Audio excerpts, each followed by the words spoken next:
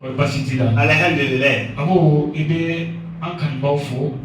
Ne Ala sɔnna. Musow ka radio don nin waati la. Ani an ka sɔrɔ ka na kuma kɔnɔna na. Ne Ala sɔnna.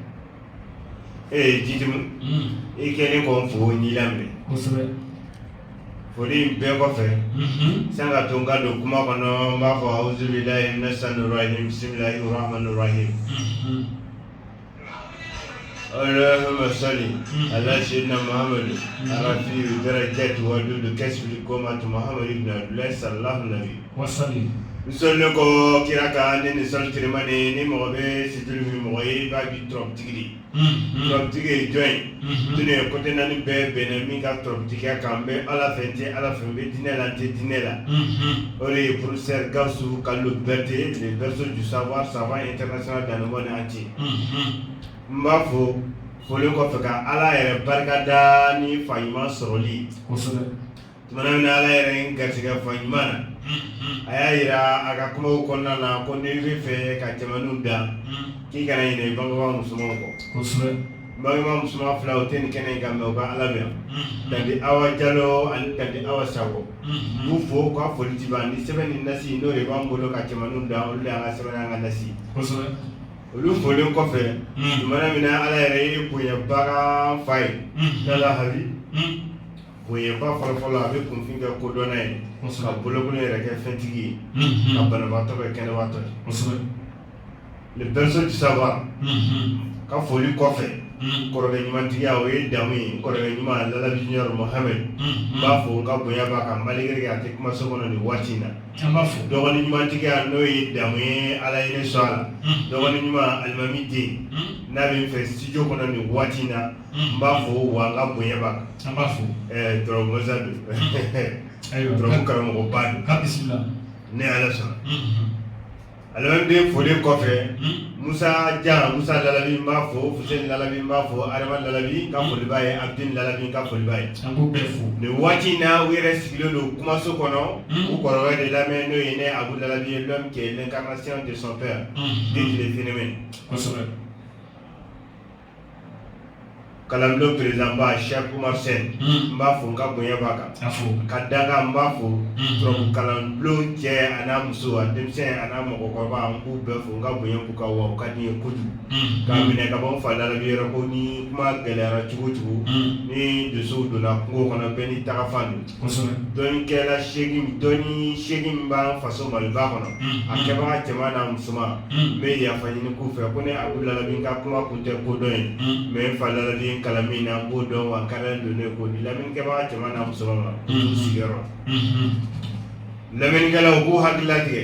sɔnni sisan an bɛn'u bila u ka don bɛɛ k'i hami fɔ k'i jigi sigiyɔrɔ la n'i ye hami fɔ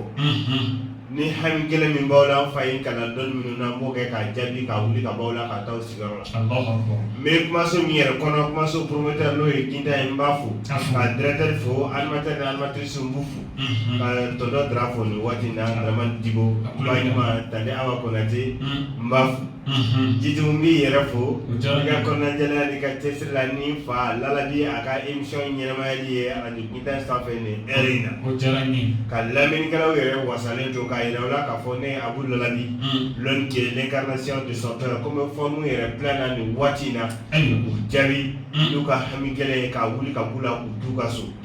parce que ne fa Lalabi ka hinɛ yɛrɛ bonda k'a dayɛlɛ Mali kɔnɔ bɛɛ k'a sɔrɔ k'i t'i sigiyɔrɔ la k'a kɛ fɛn ye. Ni ne ɲininka ko ne bɛ n fa Lalabi ni jumɛn comparer ne b'a fɔ n ko ma nin fɛn de comparer parce que fɛn de don bɛɛ fɛ bɛɛ tɛ fɛn sama kafiri ni silamɛ chrétien i bɛ diinɛ o diinɛ la hali ni tɛ diinɛ la i bɛ fɛn sama donc i bɛ fɛn sama cogoya min na fɛn bɛ circuler fɛ cogoya min na da la k'a fɔ ko ne fa Lalabi yɛrɛ bɛ circuler du bɛɛ kɔnɔ o cogoya kelen de la ka dɔnni ɲini i k'a kɛ i yɛrɛ fɛ Ala kama kira kama a dilen kɔ i ma ka kariya a kɔfɛ donc su in na Jidimu e de lamɛnnikɛlaw kulo n'u da ye n'i b'u ka hami yɛrɛ dɔn n'i y'a di n b'a jaabi ni dɔnni yɛrɛ ka ɲi fɛnɛ ni Ala sɔnna. O diyara n ye Abu Lalabi an bɛ i bisimila kuma so kɔnɔna na nin waati la. Ni Ala sɔnna. Kanubaw folen kɔfɛ an ye belebele fo n'o ye professeur Gaussou Kallo Berté. Le berceau du savoir ko Lalabi. Ni Ala sɔnna. K'a ka kalandenw bɛɛ lajɛlen fo fo Sotiba sigi la. Ni Ala sɔnna. bi an y'o de fɔ maaw ye ko bi ta komi lalabi ale bɛ ka fayida di mɔgɔw ma fi sabilillahi siga t'a la an bɛ wagati min na komi sisan lalabi ale de bɛ tila ka aw to aw sigiyɔrɔ la maa min mana weleli kɛ ka dɔnkili kanko fɔ a gundo dogolen n'a kɛnɛkanda e yɛrɛ de b'a dɔn nka min bɛ n kan bi n'i y'a wele a bɛ wuli ka b'i kan cɛ kelen min b'o kɛ Mali kɔnɔ o ye Gawusu Kalibɛriti ni kanubaw kama ko lalabi siga t'a la le savant noir muso fila den ani muso fila furukɛ siga t'a la nin waati la an bɛ fiɲɛ dɔɔni di an kanubaw ma nɛgɛjuru sira teliman k'an sɔrɔ bi o ye 20 80 awɔ ni Ala sɔnna ni waati ma dɔgɔya n na fiyewu a tɛ dɔgɔya hami o hami di la ni fa lalabi yɛrɛ k'ale yamaruya ye ni Ala sɔnna an bɛ nin hami bɛɛ jaabi awɔ fɔ lamɛnnikɛlaw ka wasa k'u t'u sigiyɔrɔ la nin waati yɛrɛ la fa lalabi a sigilen don ka na mɛn k'a minɛ ka bɔ a yɔrɔ ni yɛrɛ filila a yɛrɛ bɛ don ayiwa jidim n bɛna kuma mɔgɔ minnu ta ye nafoloko ye ani minnu ta ye garisigɛko ye n bɛna tɔrɔbuden dɔ di olu ma su in na ka sɔrɔ ka don baarako la minnu ta ye baarako ani minnu ta ye furuko ye ani du n bɛ fɔlɔ garisigɛ ni nafolo de la parce que garisigɛ ni nafolo n'o t'i bolo i tɛ nin si sɔrɔ bilen o mɔgɔ ka ca la dɛ garisigɛ ni nafolo n'i bɛ fɛ k'o sɔrɔ n bɛna tɔrɔbuden terema de d'i ma su in na awɔ Yunusa n bɛna d'i ma jate dɔ la ni cɛ o cɛ walima mɔgɔ o mɔgɔ muso la n'i sera ka nin kɛ n'i bangena kɔfɛ e yɛrɛ ka manda tɛ bilen Ala kɔni bi sɔn o ye yɛlɛmabali de mais ni fɛn o fɛn bɔr'i la da la ko Ala olu tɔgɔ supprimer ka bɔ garisigɛko gɛlɛya ni nafoloko gɛlɛya la pewu tɛ Ala ye tɛ kira ye wa ma Ala ye ma kira ye mais n ye fa lalabi ye n y'o yeli min kɛ o ye n bɔ n ka ɲɛnamaya parce que tɔrɔbuden Yunusa ale ye tɔrɔbuden min n'a bɛ ci 1 2 1 1 Yunusa ye kuru 5 ye kalanden dɔnni yɛrɛ la Yunusa dalen bɛ tɔrɔbu su 13nan de ne ye 5 fara 13 kan o bɔ ni 18 ye o 18 bɛ bɔ ni hayilu ye jumɛn ye o de ye ɲɛnamaya banbali o bɔ ni ɲɛnamaya banbali jɔn ka ɲɛnamaya banbali e wa ou bien ne non an bɛɛ ka ɲɛnamaya bɛ ban min ka ɲɛnamaya tɛ ban Ala min a to a ka masaya la k'a da ka dugukolo sanfɛ wa Ala kɛ in b'a to a ka masaya la k'an ka ɲɛnamaya in ban fɛnɛ ka taa laban Ala yɛrɛ de bolo ye o de ye hayilu o Yunusa ni min n'a d'i ma n'i y'a kɛ fo ka t'i ka ɲɛnamaya ban Ala tɛ nafolo ba ye o Ala tɛ garisigɛ ba ye la n'i yɛrɛ bangena n'o ye den ni Ala y'a d'i ma o tɛ kɛ fantan ye diɲɛ kɔnɔ o tɛ kɛ garisigɛtan ye o Yunusa in n bɛ segin a ci cogoya kan parce que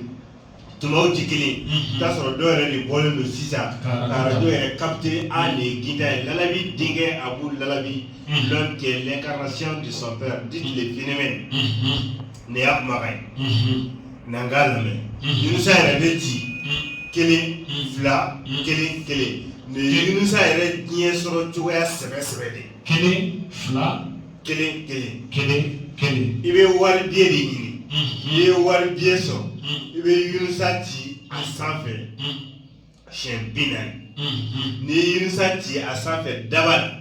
walima filitere bɛ mɔgɔ min bolo i y'a sɛbɛn 1 2 1 1 o ɲɔgɔn si 40 wari biye sanfɛ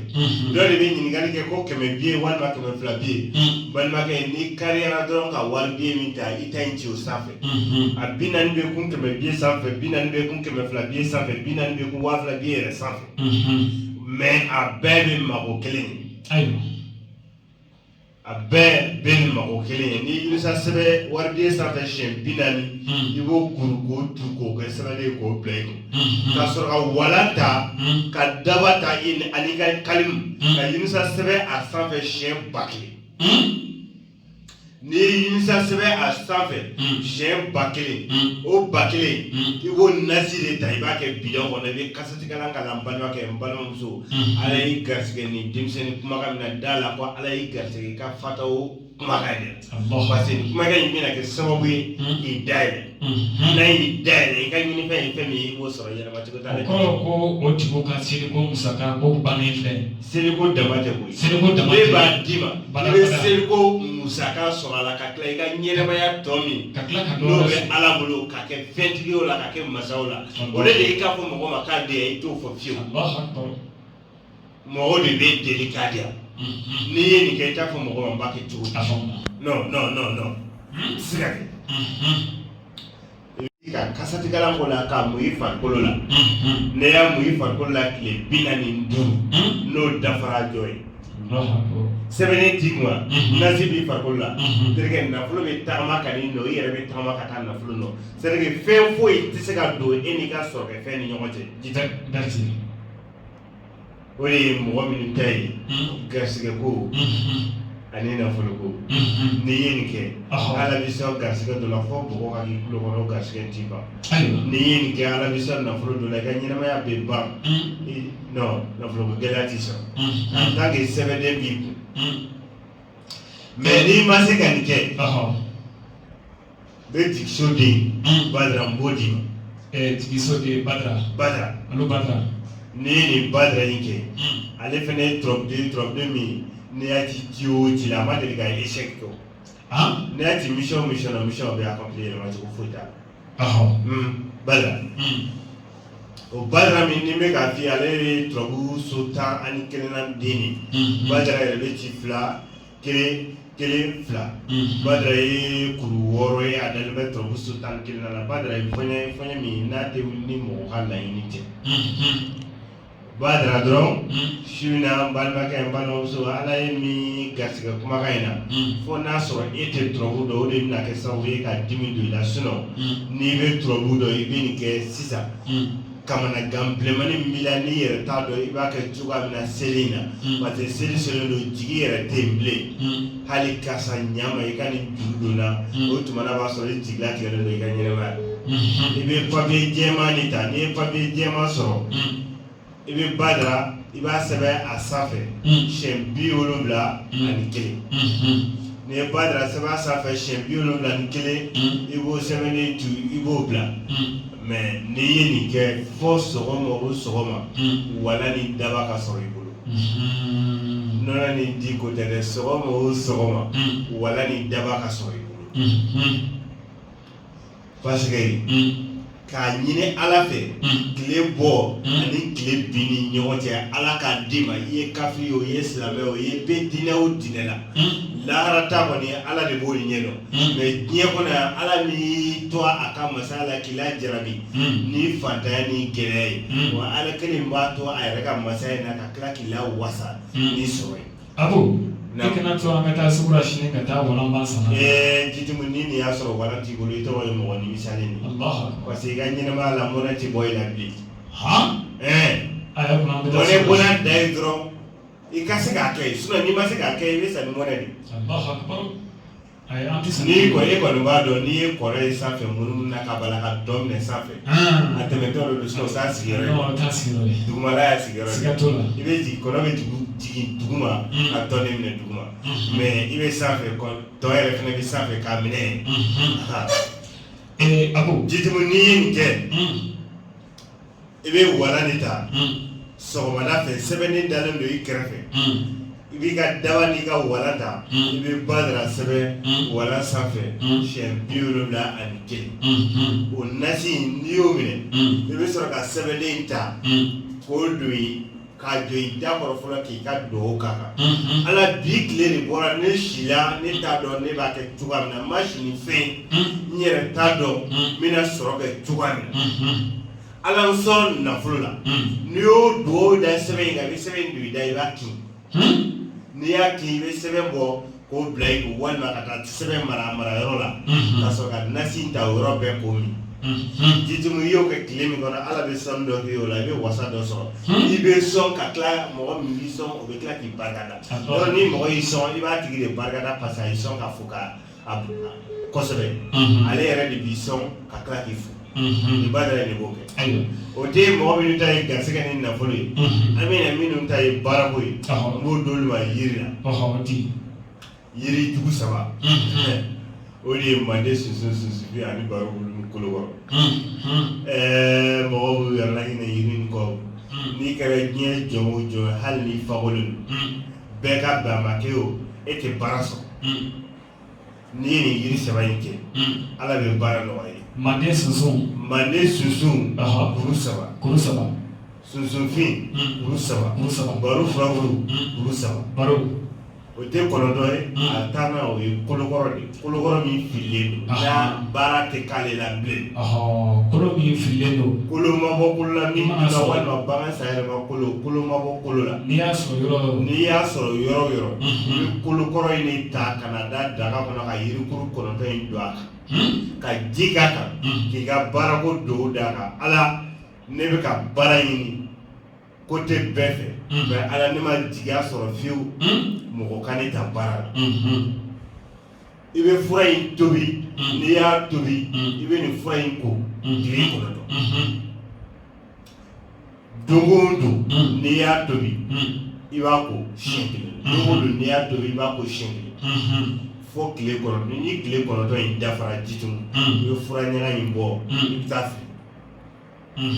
n'i y'o fili tile kɔnɔntɔn in tɛ dafa fiyewu fo ala ye min lajarabi ni baara sɔrɔbaliya ye fo ala ka sababu ɲuman d'i ma jituma o tɛ ka baara in bɛ bɔ so ka taa ɲɛma dogo ye dɛ non ni ala ye baara o baara d'i ma o kɔnɔna na da la i ka ɲɛnamaya progression b'o baara in kɔnɔna na i ka sankɔrɔta n'i ka musaka b'o baara in de la awɔ parce que siri jugu ni dabali jugu fɛn o fɛn n'o de bɛ n'i ka baara sɔrɔbaliya cɛ jituma a b'a bɔ yen pewu ayiwa Fatumata Ɲare ale ko ale dɔgɔmuso walima a yɛrɛ bɛ sira ye ko a ye baki kɛ siɲɛ 3 dɛsɛra ka baki sɔrɔ ale ta ye baki ko ye Amadu Diko ale ta ye k'ale mago bɛ siyɔrɔ de la n'o ye du ye olu maa fila de tora sisan baki ko n'o ye examen an b'o fɔ tuma bɛɛ ko examen ko ye garisɛgɛ ko de ye ko sinon ni garisɛgɛ ko tɛ ko premier tɛ redoubler ni hakilija don hakilija dan ye premier ta ye parce que o ka moyenne de ka bon ni bɛɛ ta ye mais munna o b'a jɛ parce que a garisɛgɛ de bannen n'i bɛ fɛ ka garisɛgɛ sɔrɔ telima n bɛna yiri 9 de d'i ma n'i y'o yiri 9 in kɛ jitumu sani i ka examen cɛ ala b'i garisɛgɛ a la o yiri sugu jumɛn o ye yiri 9 in o fɔlɔfɔlɔ o de ye duwalen furaburu ye kuru kelen si furaburu kuru kelen zɛrɛnjɛ furaburu kuru kelen seretoro furaburu kuru kelen zuwanye furaburu kuru kelen foloko falaka furaburu kuru kelen jidim o tɛ yiri 6 ye gababilen furaburu kuru kelen zaban furaburu kuru kelen ani denbasiji furaburu kuru kelen ne ni yirikuru 9 sɔrɔ ale tɛ tobi sani i ka ɲɔgɔndan in cɛ ɲɔgɔndan tɛ dɔwɛrɛ walima examen tɛ dɔwɛrɛ ka bɔ kilasi dɔ la ka taa kilasi dɔ la i bɛ semaine 7 de kɛ sani ɲɔgɔndan in cɛ n'i y'a bɛɛ kɛ daga kɔnɔ walima manabara kɔnɔ i bɛ ji k'a kan su o su i bɛ nin hami d'a kan ala ne de bɛ nin kilasi in na ne fɛ ka examen sɔrɔ examen yɛrɛ sɔrɔli garisɛgɛ ala i k'a don na i k'a di ne ma n ka bɔ nin kilasi in na ka taa nin kilasi in na n'i ye tile 7 kɛ i da waati i bɛ ka hami d'a kan tile 7nan n'o dafara i bɛ tile 7 a bɛ dɔ wɛrɛ kɛ i bɛ nasiji in soli furaji in soli ka k'i ka koliji la i bɛ siyon fa ji sanuman dɔ la ka na furaji in dɔ soli ka k'a la k'i ko a la siɲɛ 1 i bɛ tile 7 kɛ k'a ko o tile 7 fila n'i y'o fara ɲɔgɔn kan o bɔ ni 14 ye o 14 ye mɔgɔ ka ɲinifɛn sɔrɔli de ye o de ma ko wahabu jitum ni jɔn o jɔn ye nin kɛ ni ala ye examen sɔrɔbaliya yɛrɛ gɛlɛya ni ala y'a d'i ma wa ala kelen bɛ tila k'i sɔn garisɛgɛ dɔ la sababu dɔ bɛ na i ma i bɛ kilasi minɛ i bɛ b'o la ka taa kilasi gɛrɛ la. dɔ fana ye weleli kɛ ko ale kɔni ta ye i n'a fɔ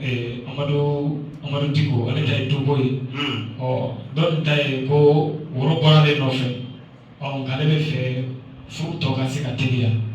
Didim. Ah. Dugo. Fugo. Mina fla bendima. Odi ama. Me furu. Mo me fe ka furu so. Ba da ma yiri kate fu. Odi. Me re fe ka duso. Fena ba da ma yiri kate fla kelena. Yiri fla. Fo no ko mande susu. Ai susu fin. Iwe susu fin. Wa fro grupo. Ni ya fro grupo. Fro de bioro and woro. Ibo bla damana. Mande susu ko fro gru refene bo bioro ni woro. Didi mni ni ge hami o hamina. O hami ala modima. Allah odi ni ani nafulo ni o bla fa na o boni jigidi. Ni dusoro ye jigisoro ni fusoro ye jigisoro sigatola. Susu femi frabuko. Ibe trobu ni so de. Membe ti kele fla kele. Ibo bla biero no woro pesa fe kele frabu kele ni jiko kele. Frabu kele ni jiko kele biero no woro. Ibo do kolongono. Ibo frogi ko bla dama. Mande susu o frabu de biero woro. Trobu na fro so de no yunusai. Ifena bo chi o kele be sa fe na fro so de abeti chodi. Abeti kele bla kele. Ibo chi a frabu biero woro sa fe. Ifena bo susu ko mugu bla dama. Me mande susu mugu ibe barakati doni ko la pasale be wusu. Susu finta mugu barakati to ko la le mbalma kay mbalma so ba ani ba eni sigle do kaname. Parce que muna susu finta barakati tikola obe kole. Sogoma ni wulila ibe shofa dila ka susu fin mugu doleta o ke shofa dila kati kwala shengli ni jima bola ndege mon ibe na mande susu mugu ye barakati ke mina ibe no doleta ni o doleta ibo ke tasmara ni jima yi wusola ni jima yi wusola didim ni dugo hamidi bila afala walima furugo hamidi bila ala ya gelema afala ala majim Allah akbar didim ni ni ke de semeni le wolo la siba ma saba so fiu fo ala ka la ini mi fo ala ka fati ki wala kaso obeke kala ini ka furuso ibe furuso kala ini ka dusoro ala be dugo do igasiga jidu febe sababu de ko ni sababu te kote abu na ambe anamemba ambu ufo wachi da munu bora ka nege zuru ci san ne ala sa ni mauma ko ni gelea bila asebe togo anto sebe kana blona ni to sebe abu katika dima ni gelea ni fen fe ni be fe ka ke anima ibe da dro abe ke ka dima ere bisika fata to nyina bona e to bina Kawli que tu se ve clamblona, on que tu seras tellement. 77 01 16 16. En Maltais, 67 01 16 16.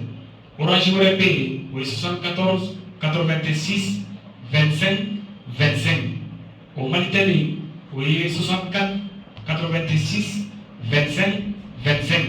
Almami de avec un que tu seras tellement. Ka wuli san ka sɔrɔ u ye 99 23 99 99 nin fayida ninnu bɛ ka di aw ma maa o maa bɛ yen k'i tɛ se k'a kɛ wuli ka taa kalanbulon na Gawusu ka Liberté a bɛ Sotiba laban mana kɛ i yɛrɛ dusukun na ka di an kanubaw ma ani ka di an ka professeur ba ni kanubaw ma a b'o seri sera. Ne ala sɔnna jidimu toujours bɛ sigi a kan. Te siga folla doni kain doni be kain parce que muna ibe tu don dola ta sare go jabi soro yoni kilimbe don dobe sigi ganyina ma ya be boka te jabi foi soro mais ni fo fe ni ya fa no nga fla be résultat bita be mɔgɔ min janbe a ka ɲɛnɛmaya la mɔgɔ min bɛ yen n'o janba a ka ɲɛnɛmaya la mɔgɔ bɛ se k'i janto i ka ɲɛnɛmaya la cogo di f'i k'a consulter fɛn fila bɛ yen n'o taara k'i da la i ka ɲɛnɛmaya la e kɛmɛ ni bilen k'a ɲɛ sɔrɔ e de bɛ to ka Ala jalaki mɔgɔ min bɛ to ka Ala jalaki n'i y'a sɛgɛsɛgɛ a 100% i t'a sɔrɔ a 99 kelen min b'a jɛ o tila kelen fana bɛ fara la o si t'u ka ɲɛnɛmaya consulter surtout k'a analyser ka t'i ka ɲɛnɛmaya sɛgɛsɛgɛ k'i ka dolo ani ka buju dɔn walima ka vie jɛnsigi kɛ i ka ɲɛnɛmaya la gɛlɛya ani tɔɔrɔ min b'a la k'o bɛɛ bɔ yen a b'o kɛ o de bɛ na ni mɔgɔ ka fataw ye jitumi e t'o kɛ e datugunen don wa ko a ka fɛn ye i sigilenni k'a kɛ wa Ala ka ta ka di tigɛ e dun tɛ Ala yɛrɛ den e dun tɛ Ala bolo nabi ɲuman yɛrɛ ma deli ka diya wa kabila la jitumi n'i tora ten ko n bɛ Ala minɛ ka nin ba in tigɛ wa Ala minɛ bɔnba kelen b'i kun o bɛ kɛ siga foyi t'o la donc n bɛ dɔnni di Ala kama n yɛrɛ kariyalen ka tila ka o conseiller bɛɛ ka se k'i ka ɲɛnɛmaya sɛgɛsɛgɛ n'i ka ɲɛnɛmaya sɛgɛsɛgɛ i b'i yɛrɛ retrouver i ka ɲɛnɛmaya kɔnɔ ka bɛn a tuma ma surtout an bɛ nin waati min na lalahabi n'o ye berceau du savoir ye dɔnni kelen pe dɔ bɛ yen n'o b'a bolo dugukolo sanfɛ o ladegibaga n'i y'a mɛn i b'a ladegibaga kɛcogo de don a fɔ o ma ko vie jɛnsigi ni min bɛ kɛ ni mɔgɔ si yɛrɛ hakɛ ye i ka ɲɛnɛmaya bɛɛ i b'i ka baara dɔn e yɛrɛ ka baara ye mun ye o maa dɔ ye sɔrɔ ye don na an baarakɛɲɔgɔn radio maa dɔw ni Ala sɔnna a tun bɛ maa 10 ani damadɔ bɔ olu ye n sɔrɔ yen nɔ k'a tɔgɔma bannen na ayiwa bisimila jitimu i jɛnsigi o ye k'a daminɛ i ka ɲɛnɛmaya daminɛ la fo ka taa s'a banni ma degun o degun tɔɔrɔ o tɔɔrɔya n'o de bɛ sɔrɔ k'a bɛɛ réaliser n'i ka lafiya bɛ se ka bɛn san caman ba ma k'a sama ka jigin ka na bɛn kalo hakɛ dɔ ma ayi o de kosɔn ne ko n ko ni pɔrɔsi bɛ Ala la Ala ka kiraw n'a ka nabi ɲumanw a n'a ka walijubaw kɔfɛ n ko lalahabi yɛrɛ de ye Ala pɔrɔsi ye ka d'a kan Ala ka lajarabi ko minnu bɛ dugukolo sanfɛ lalahabi yɛrɛ de bɛ yen ka lajarabi in wuli ka bɔ Ala ka danfɛnw n'o ye bunahadamadenw ye dugukolo sanfɛ Ala ka jɔn minnu bɛ dugukolo sanfɛ ka wuli ka bɔ yen Ala k'an m'an kɔnɔ mɔgɔ o mɔgɔ bɛ se k'o kɛ jitimu u ma se kitabu lajɛla wo ye u ma se kuranɛ yɛrɛ kɔnɔna lajɛli ma o ye Ala yɛrɛ kɔrɔsi parce que degun a tɛ bɛn ninkun si ma n'a y'i sɔrɔ k'i to cogoya min na i yɛrɛ b'a ye dɔrɔn e ni ɲɔgɔn jugu tɛ bilen dɛ est-ce que e yɛrɛ tɛ Ala jugu ye mais une fois n'i nana lafiya i bɛ tila k'o Ala kelen in wele ko lafiya in bin kan n b'i deli kana nin ban kan fiyewu fo n ka ɲɛnamaya ka ban a b'o waati ma a sɔrɔla cogo di donc n bɛ fɛn o fɛn fɔ lamɛnnikɛla ani filɛlikɛla ye k'u conseiller a y'a ka ɲɛnamayaw sɛgɛsɛgɛ n'aw dayɛlɛnna aw mago bɛ dilan ka aw sigiyɔrɔ la o de ka ɲi karisa y'a kɛ yen a ma ɲi karisa y'a kɛ yen a ma ɲi ne datugulen don da la ko hali ni diɲɛ bɛɛ kɛ dɔnni ye k'a kɛ sɛbɛnden ye k'a bulo in kɛnɛ yɛlɛ cogo t'i la donc n bɛ dɔnni min kɛ o n'i sera kalanbulon na a b'o n'i sera kalanbulon na ko sotiba sɔrɔsiw ka logement très